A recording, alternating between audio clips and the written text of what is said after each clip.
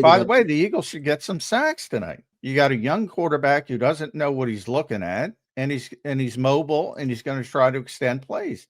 Should be a big sack night for the Eagles. Should be. Ultraman checks in with a super chat. Appreciate you, Ultraman.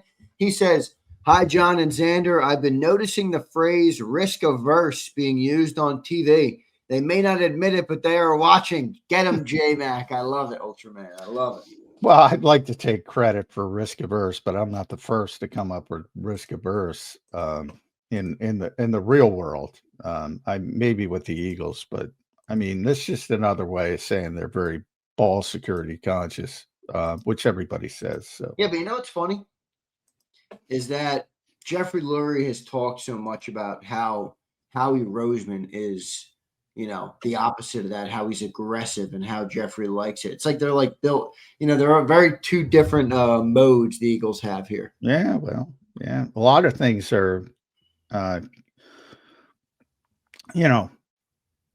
don't match up because you're right. For many years, Jeffrey was the lead, the famous Doug Peterson story. We had him on the channel. Did you guys ask Doug about the famous Jeffrey Lurie story?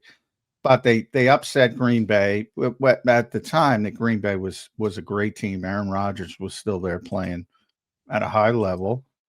They go into Lambeau Field and they upset the Packers. And, Jeffrey's normal meeting with Doug Peterson is like, why did we throw the ball so much? Why did we run the ball so much? Excuse me. And, Doug was kind of perplexed by that. He's like, I just beat, the Packers in Lambeau. Yeah. This is the Aaron Rodgers Packers, back when Aaron was. So there's a lot of, and then ultimately the Eagles build back up and they win a Super Bowl with the greatest rushing attack, literally in NFL history. From a personal perspective, at least with Saquon. And, that's not the way that Jeffrey pictured it happening. No. So, there's a lot of that goes on, and you're right. He praises Howie, and that's one of the keys to Howie's success is his aggressiveness. But on the field, one of the keys to their success has been they just don't turn the football over. They just don't. They didn't turn it over last week. And they lost. They lost. Yeah, I hope it taught them something. You got something. You got to have a. I mean, you're still sitting there through 5 games. You can say what you want, but there's a 0 in one of the columns for Jalen Hurts, and that's interceptions. 0. And he's now at 280 consecutive passes, which is already a franchise record.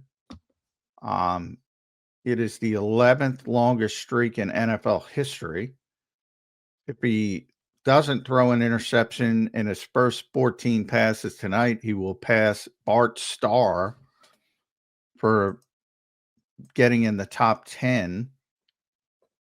They don't turn the football over.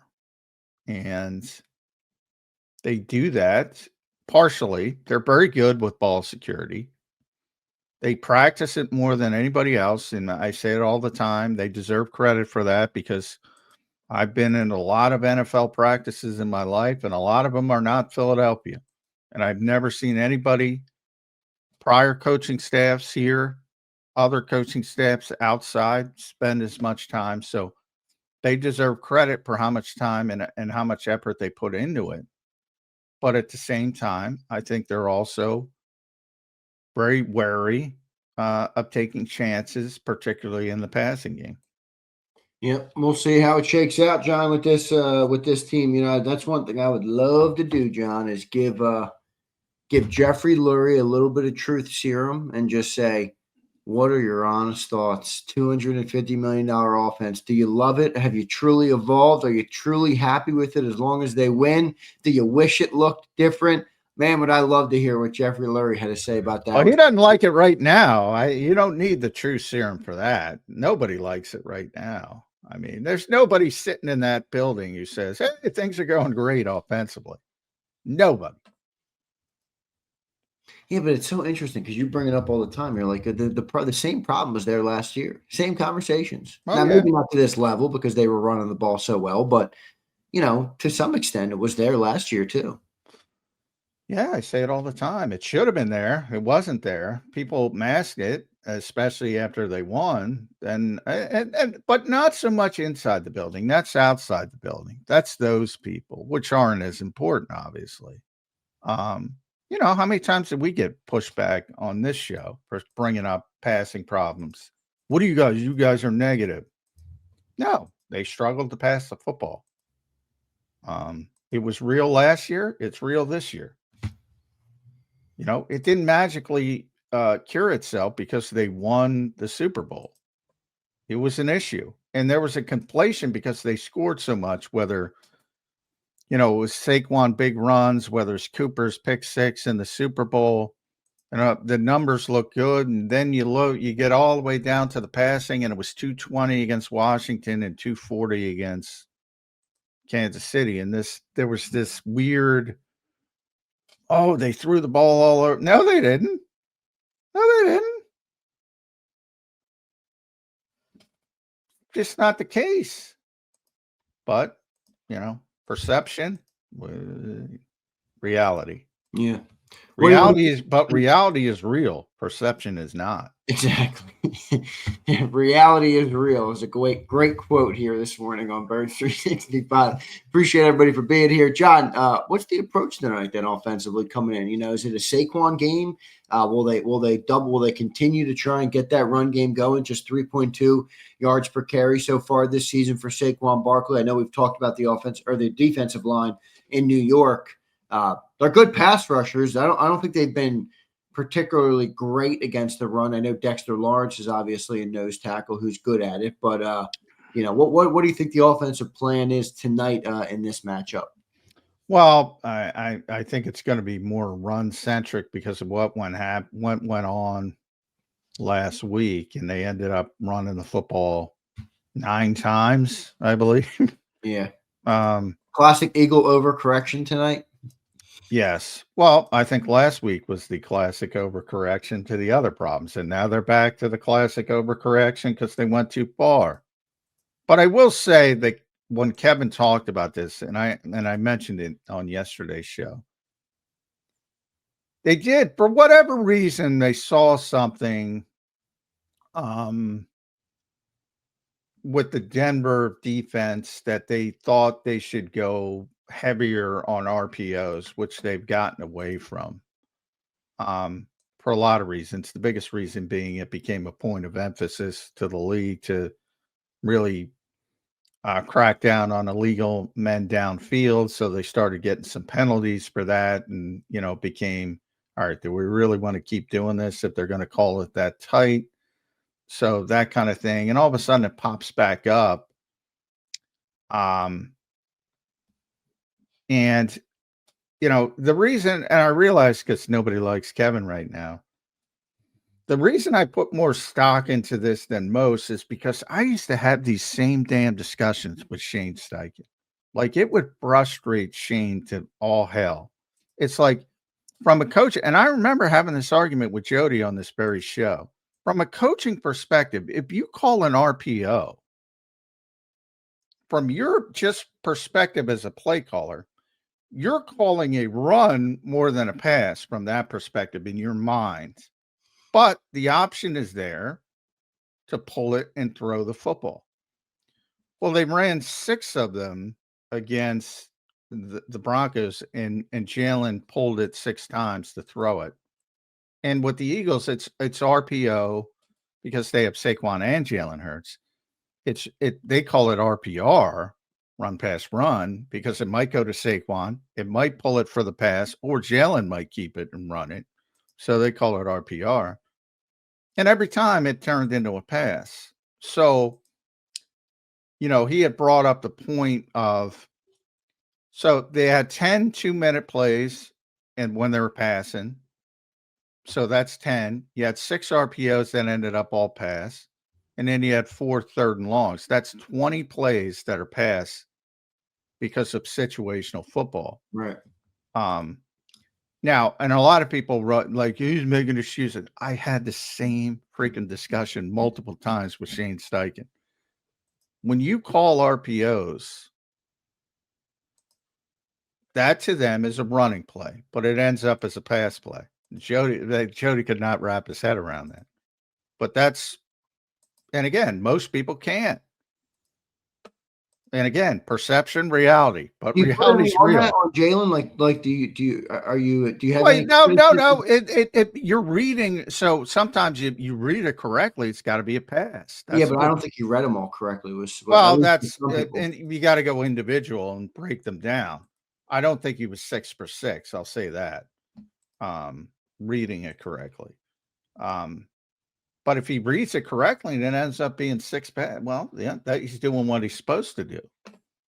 But and you can talk to the offensive lineman. I would talk to Kelsey, but it is a running play from an offensive line perspective. That's where the illegal man downfield comes in because it's a timing play from a passing perspective. And if you don't get it out on time, the offensive linemen are downfield. Now in college, where it comes from, they don't call it at all. It's the wild, wild west. You're like 4 yards really down is. the field. It really is. It's complete, utter madness and just terrible for the defense. I mean, they're literally 4 or 5 yards down the field, and they don't call it. In the NFL, and part of this was to the Eagles' success, so the Eagles fans can get back to the conspiracy theories.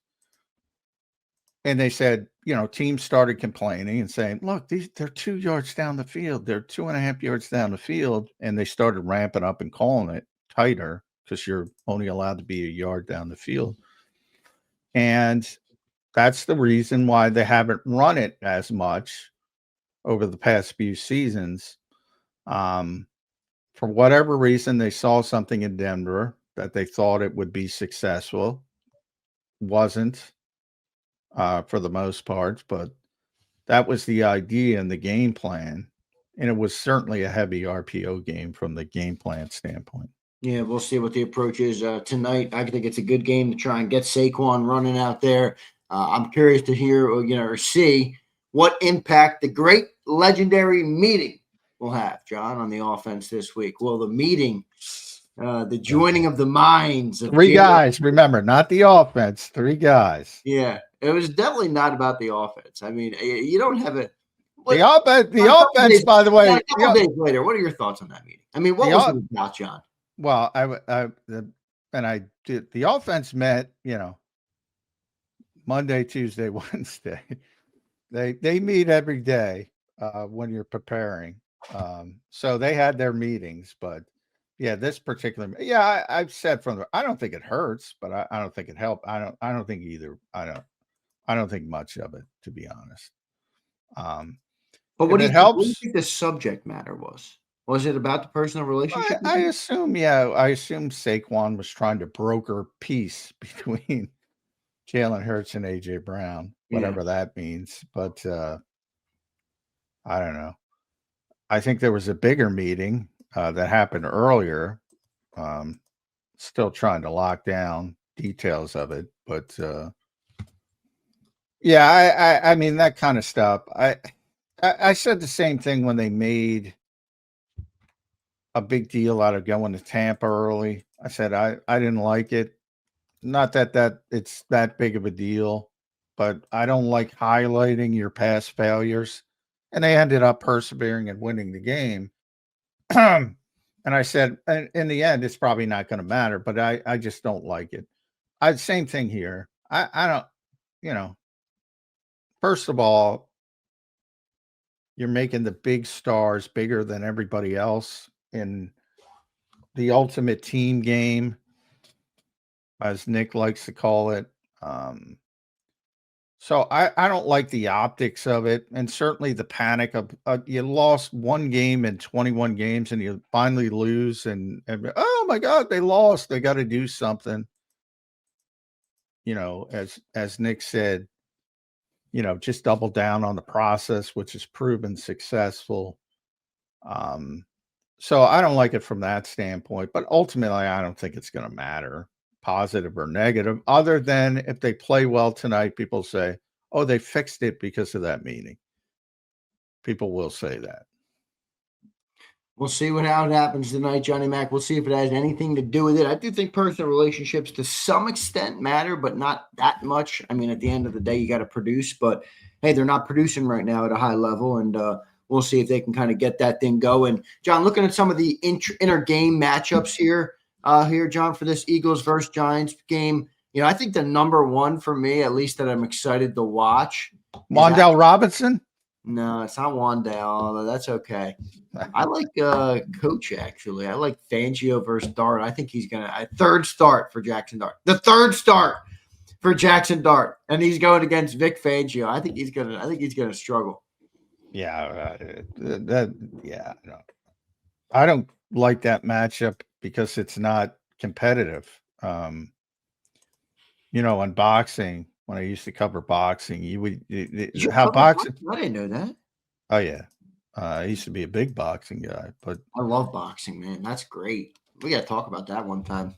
I don't like boxing today as much as. Yeah, there used to be a ton of big fights in Atlantic City. Not anymore. Well, I'd love to hear the Johnny Mac knowledge on boxing. I love your a lot of Bernard Hopkins fights I covered down there. A lot of great fights in Atlantic City before everything shifted to Vegas. But anyway, but how they would do boxing, like if you got a good prospect, like a guy with a chance to go to the higher levels, they'd set him up early in his career with a bunch of tomato cans. And that's, this is Bernard Hopkins in his prime against a tomato can. So I don't like matchups like that.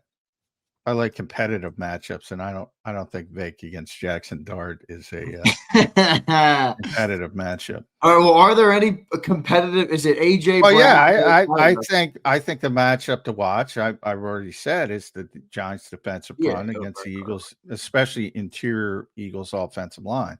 I think that's the only chance for the Giants to win this game. Literal, the only chance. Those guys have to dominate from the start to the finish. And they could.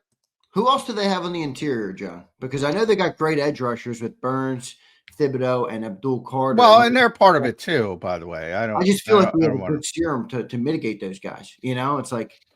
Well, yeah, I mean Jordan and Lane, but when they get the obvious passing, they're going to probably put one of those guys inside, so they play some there as well. But the other interior guys they play, Roy Robertson Harris, who's pretty good,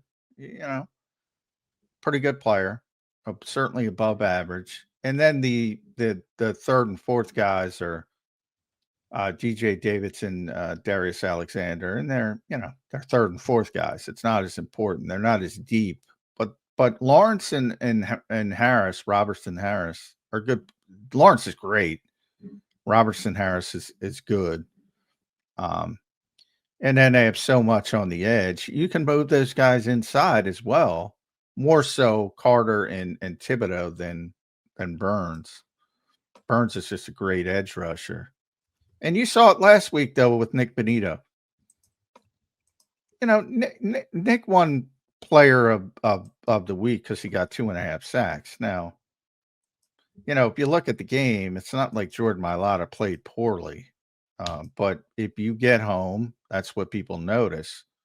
Like Brian Burns is probably going to get home once or twice. Well, can we add some context to this? He's going to get home because Jalen Hurts holds the ball for a long time. Well, yeah. Well, that's part of it. I mean, no offensive line can hold up that long, man. Brian, I think it was Baldinger put out a video the other day, just kind of showing the game tape of how long the Eagles offensive line is holding. Well, that's been going on for years. Right. It has. But I mean, yes, there are certain quarterbacks that will allow you to sack them. And it's generally guys who extend plays like Jalen Hurts. I mean, I've been talking about that for years. That there are other guys who are going to get the football out on time, and it's very difficult to get sacks. That's why I kind of look at those player of the weeks and I'm like, really? He's player of the week? Yeah, right. He didn't have a player of the week style game, but he got 2.5 sacks, and that's all people look at. Meanwhile, Jordan Mailata is the second best graded left tackle in football. Actually, number one, I take it back, second graded tackle. Penei Sewell's number one. You know, Jordan didn't have a bad game, but yes, Jalen Hurts is going to give you the opportunity to sack him because he's going to try to extend plays. That's not necessarily a bad thing, and people get either because he makes so many plays off schedule outside the pocket. But he will give you an opportunity to sack you, whereas Tom Brady, being the best example, didn't take a lot of sacks. Right. Matthew Stafford early in the season, but kept still talking about it. Ball's coming out. You're not getting a ton of sacks. You're just not. Yeah, we'll see. We'll see how the offensive line holds tonight. Going to be interesting to see. By the way, the Eagles should get some sacks tonight because you got a young quarterback who doesn't know what he's looking at, and he's mobile, and he's going to try to extend plays. Should be a big sack night for the Eagles. Should be. Well, I certainly like Jalen Carter up against that interior offensive line there. If he plays, sure. Oh, geez, I was thinking he would play. I don't know. I guess you're right. We don't know. I mean, he popped up on the injury report, and I guess they listed him as questionable. So we'll see with the heel injury. All right, we'll see. But he does have the advantage if he does play there. They got Runyon, 44 out of 78 ranked guard right now. Van Roten is the 58th out of 78th guard right now, and Schmitz is the 24 out of 35th center ranked right now. All right, now, that's pretty good for the Giants too. Yeah, I guess you're right. Runyon's given up 13 pressures, 2 sacks, 11 pressures on Van Roten. I think that interior would have a chance to beat up on them a little bit, or at least. Yeah, but the sack numbers have more to do with the quarterback than the offensive lineman. To your point earlier, if you're going to hold on to the football, there's a chance you're going to have a big sack game. Well, how does Jackson Dart? I mean, he only played 2 games, so it's almost. He holds on to the football. Yeah, he seems like because he's looking to extend plays and he's looking to do things with his legs. Yeah, well, to be fair to him, he's throwing to Wan'Dale Robinson, and Jalen Hurts is. But I mean, in general, his biggest strength right now is his legs. He is a very, very mobile quarterback. So he will be looking to extend plays. He's already had 2 starts and he's over 50 yards rushing in both starts. He's at 2.77 seconds time to throw. Not bad. Yeah, he can become the 3rd quarterback with 50 or more rushing yards in his first 3 career starts. Only the 3rd. And 1 and 2, Lamar Jackson, Jalen Hurts. Yep. Easy money. Easy money. We are in a different era of quarterbacking, John. There's no doubt. Yeah. Well, you don't think it's better? Is that what you were going to say? But they're trying to build on what they do in college. So which is unfortunate because I love college football. Don't get me wrong, but it's not the right build for the pro game. You don't have as much time to practice. You don't have as much time to teach. So you're trying to build on what they're used to. And that's what they did at the college level. And I understand it, but it's not, it's not where you want to be. Because I think, and then I always bring up the egos of the coaches and coordinators of wanting autonomy and wanting control and not striving to get to a quarterback that can handle things at the line of scrimmage. There's too many of those guys as well. So the ego of that, and you have this perfect storm of a bunch of guys who just do what they're told. And that's not the best quarterbacks of all time. Are the ones who handled things at the line of scrimmage. And we go way back to the 70s in that group. The Bradshaws, the Staubecks, the Stablers, the Tarkingtons. They actually, to the point with discussion yesterday, they actually called their own plays. That does not exist anymore.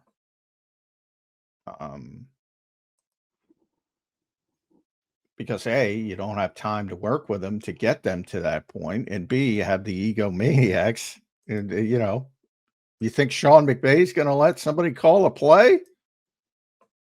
Come on. Yeah, and you can kind of hear Brady talk about how he's disgruntled by it. He had a comment the other day. He was like, I feel like we laid a good foundation, for the next generation, and you're not seeing as much of it, as I guess Brady would like. But hey, maybe he's becoming the old man, get off my lawn, and the game is changing. I'm with you though. I do wish more quarterbacks kind of handled more at the line of scrimmage, and you saw a little bit more of that. I think it equates to better quarterback play, which makes for better. Oh God, yeah. If you do it well, yeah. Oh, because nobody knows what's going on better than the guys on the field, and that I always bring up that Hal Mummy thing where, even the good coordinators, like if you got to feel like last year, I imagine Jalen Hurts had a pretty good feel when they were rolling over teams in the running game. You just inside zone, do it again, do it again, do it again. You get a feel for that on the field. But you got the egomaniacs going in a different direction because they want to play with all the toys. Right. So. Have you shifted at all in your thought process on Kevin Patullo early in the year here? Is he doing a good job in your opinion?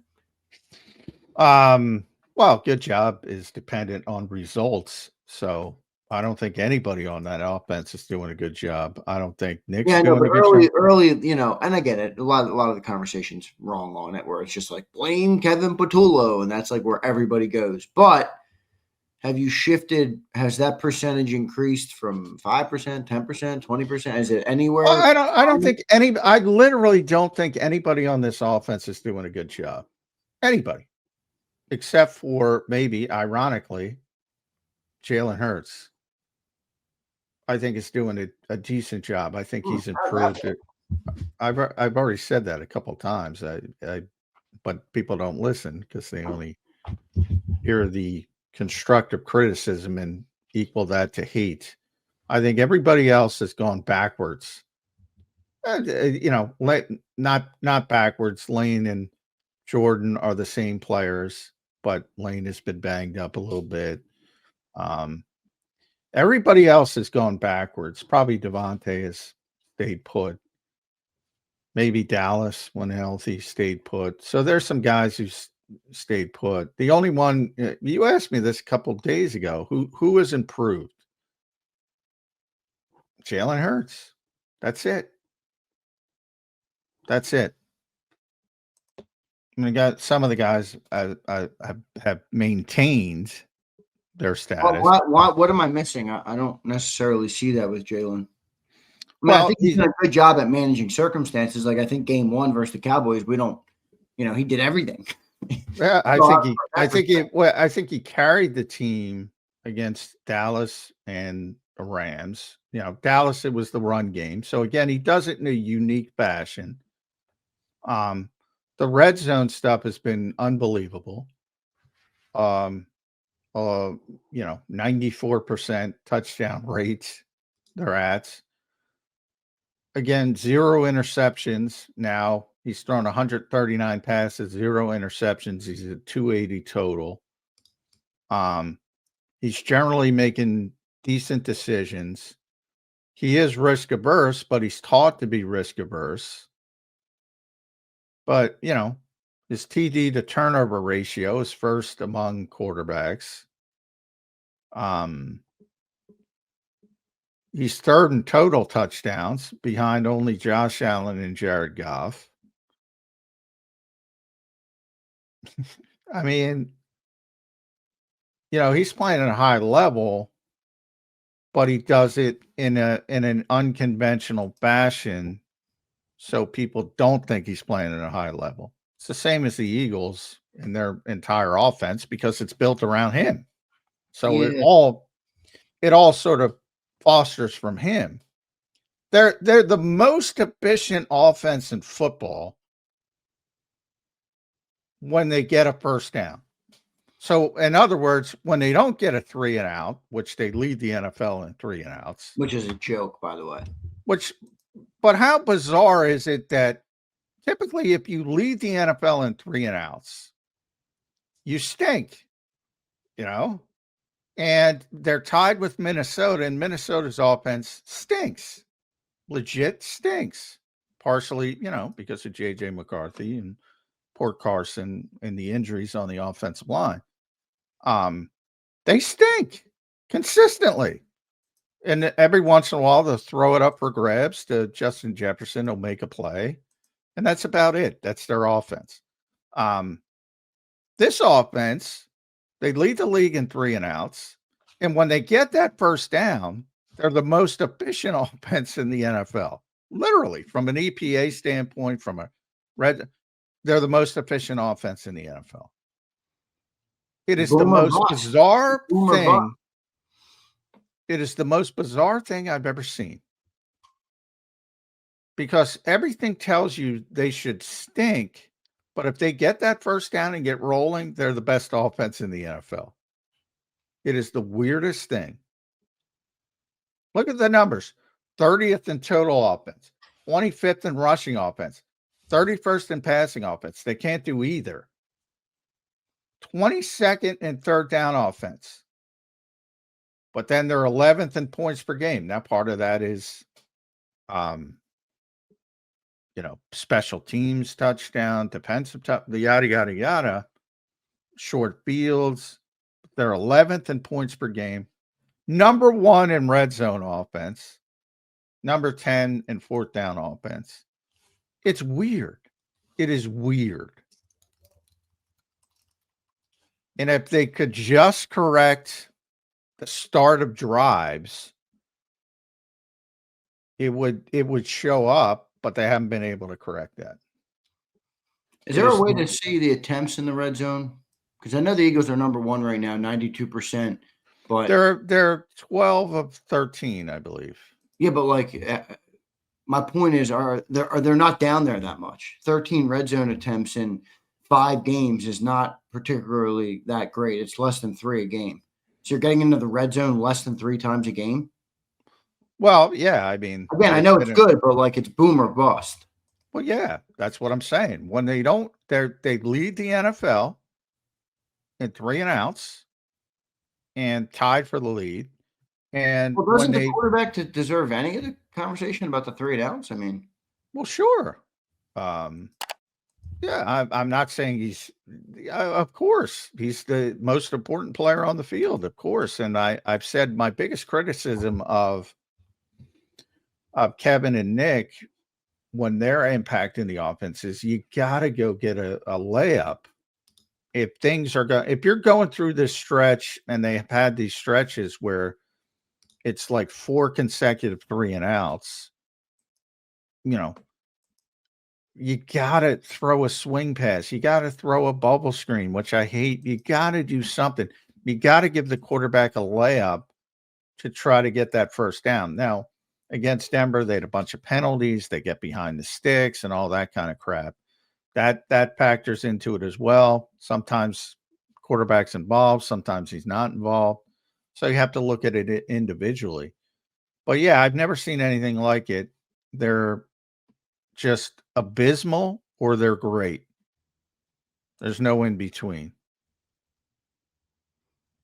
All right, so what would you rather be? Would you rather be 19 out of 25 and have a 76% in the red zone, or would you rather be 12 or 13 like the Eagles are? Well, I mean, the Lions are 19 to 25. So yeah, I mean, well, I know where you were going with that because I knew you were referencing the Lions, but people got to get the Lions out of their head. They don't Oh, well, play give like me the another Lions. team. I'll look at another team. They don't The play like Giants the have been in Lions. the red zone 19 times. Now they've only converted 6, so they're 31%. Yeah. Not a good comp there, but Well, at least yeah. they've done Well, it. part of the reason, yes, you want to be in the red zone more than 13 times. Yeah, I Yes, mean, obviously. However, when you're in the red zone and you're successful, that's taking up time and that's taking up plays and that's taking up, whereas opposed to, maybe the Giants are, and again, you'd have to look at all, maybe they're 3 and out in the red zone. And right. so there's two ends of that spectrum. But for the Lions specifically, because the Lions are awesome offensively, like they don't have the ability to play like the Detroit Lions. I'm sorry. No, they don't. No. I don't think anybody even thinks. I think people do. I think people say, well, they have better playmakers. I hear it all the time. Nah, Well, it's they not the don't. quarterback, man. Different style of quarterback. Completely different style of quarterback.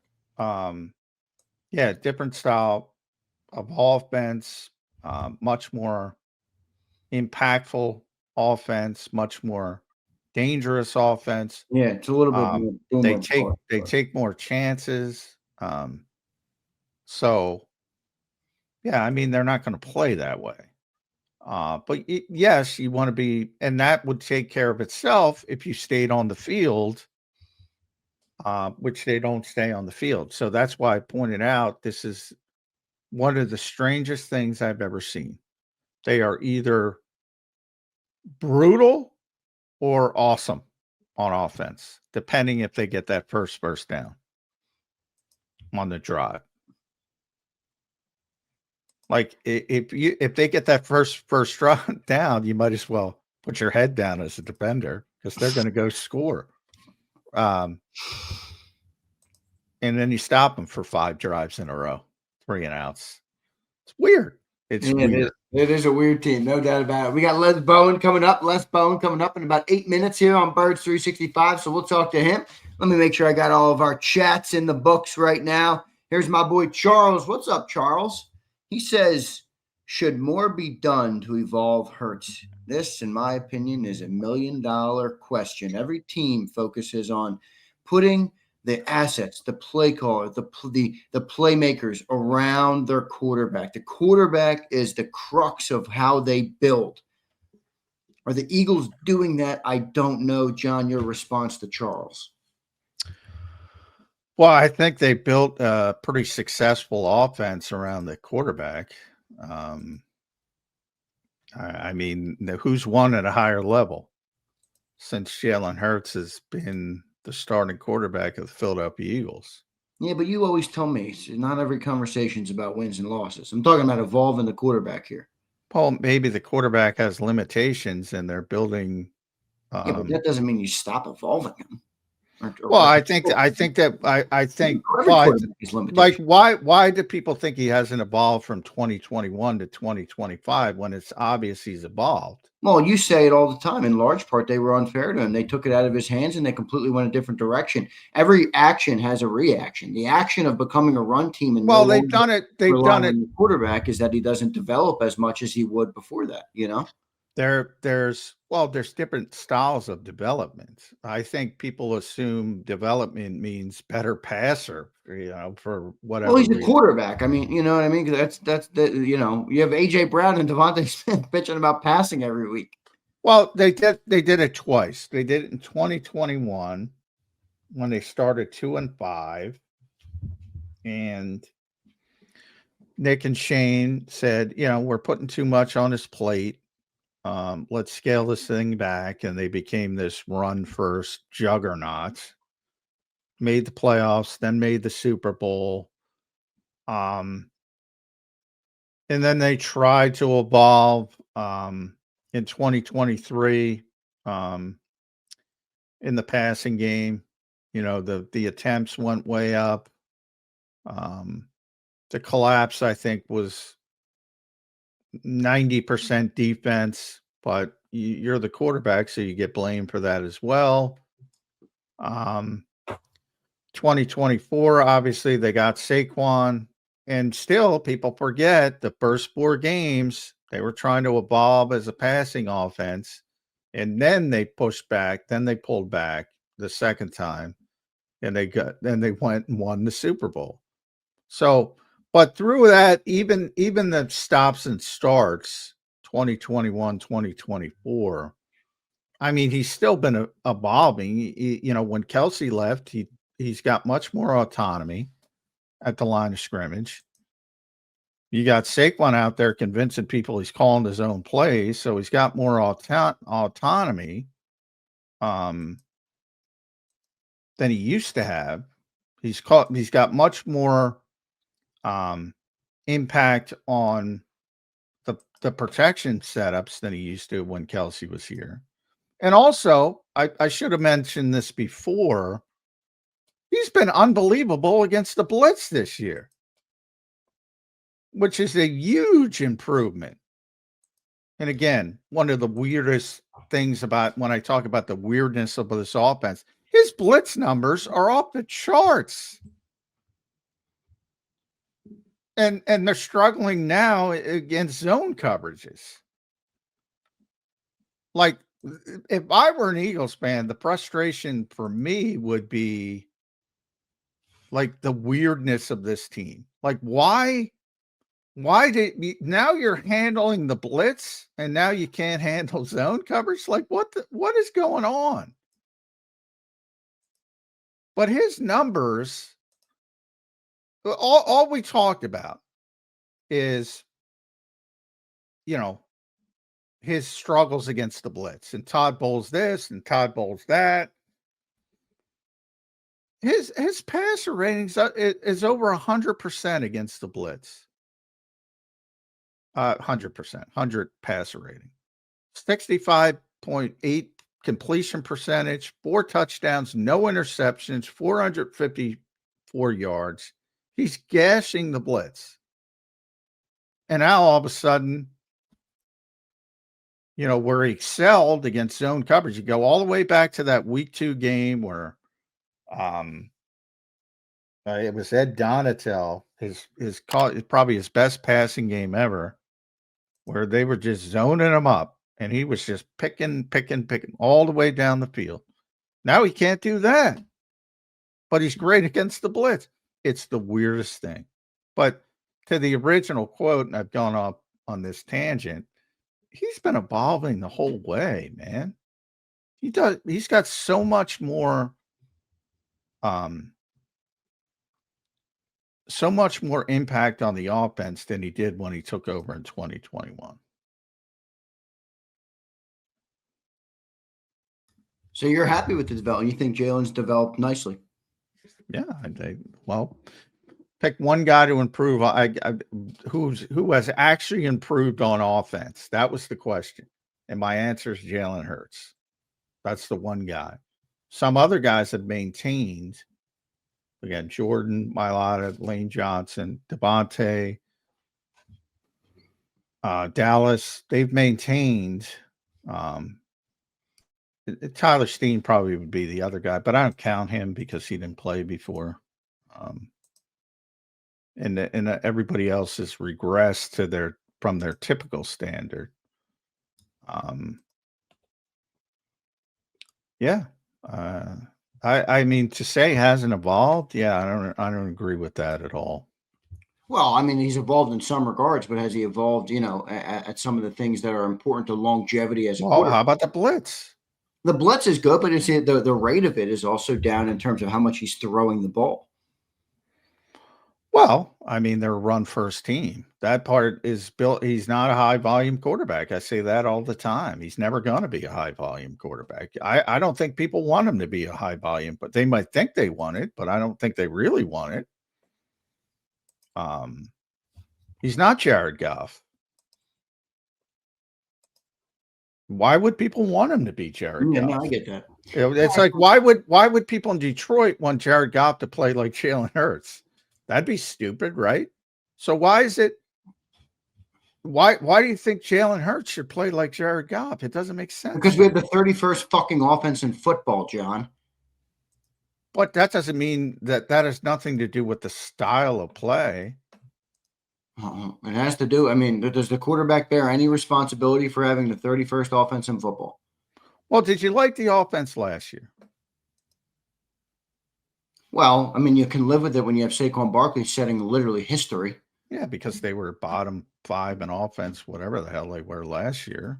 I mean, when you play this style in a style where everybody else is playing, not everybody, but the vast majority is playing a different style that is built on the passing game more than anything else, even though it's shifted a little bit.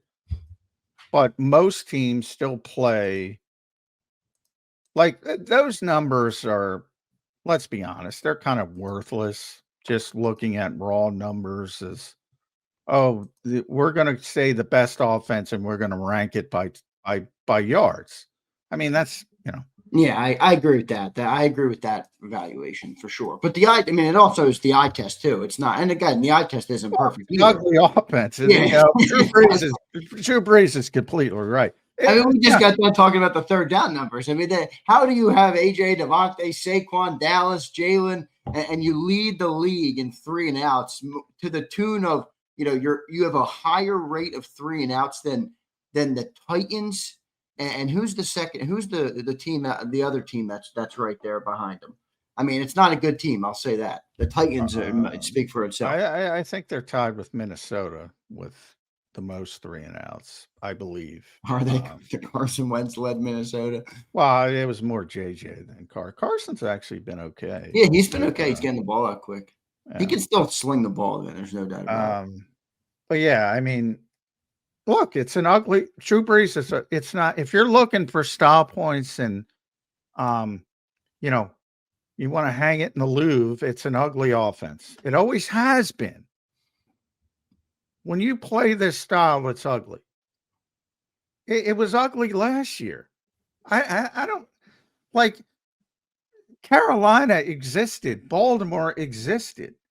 It is an ugly offense. Doesn't mean it wasn't successful. They won the damn Super Bowl. That's fair. That's fair. I think a lot of our success conversation though does date back to last year with a completely different football team with a completely different circumstance. I mean, we're 4-1 right now. I understand that's a pretty good record, but I can't take everything that happened last year and just assume it's going to be successful again this year. I don't think that's a good way to look at it. And the eye test would say they're not going to be as successful this year or go the distance if they can at least get the run game going or something going better than, making them better. Well, I agree. Overall. If EPA was the nerds, that's what they like. Indianapolis is the top offense. Daniel Jones, my 5-game MVP, by the way. The Eagles are 18th, which again, you want to be better, but it's not 30th. So their efficiency is much better than it looks on paper and that speaks to the red zone success and all that crap when they do actually get a first down. But one thing I will never argue is this is an ugly freaking offense. It is ugly, and it always has been ugly.